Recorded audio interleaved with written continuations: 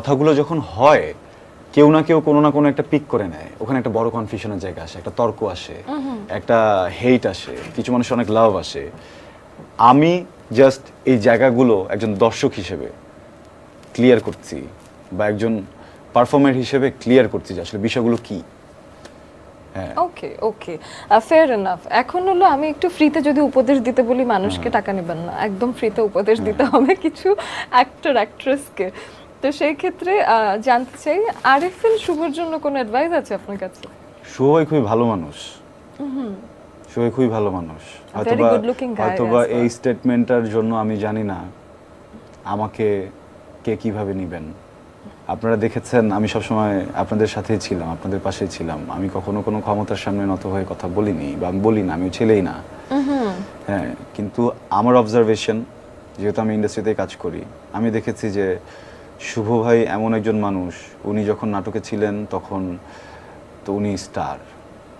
হ্যাঁ, ওই bootcut pant with muscle with long hair, তখন এরকম হিরো আসলে ছিল না।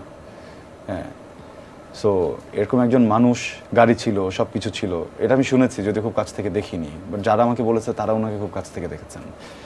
এরকম একজন মানুষ যখন সিনেমায় যায়, উনি ওনার গাড়িটা পর্যন্ত সেল করে দিয়েছিলেন, যেখানে একজন সিনেমার হিরো হতে হলে ইউনিট কার, আচ্ছা, মানে একটা ব্যাপার আছে তো। আমি যতটুকু জানি উনি ওনার গাড়িটা পর্যন্ত শেষমেশ সেল করে দিয়েছিলেন, যেন ওনাকে কম্প্রোমাইজ করে অন্য কোথাও না চলে যেতে হয়। উনি বরাবরই সিনেমার মধ্যে ছিলেন, বরাবরই সিনেমার মধ্যে ছিলেন। এখন আজকে যদি কোথাও একটা সিনেমা হয়, কোনো একটা ক্যারেক্টার নিয়ে হয়, কোনো একটা গল্প নিয়ে হয়, আমি একজন অভিনেতা হিসেবে সেখানে কাজ করতেই পারি। ওটার জন্য আলাদাভাবে আমাকে আসলে বিচার না করাটা খুবই ভালো।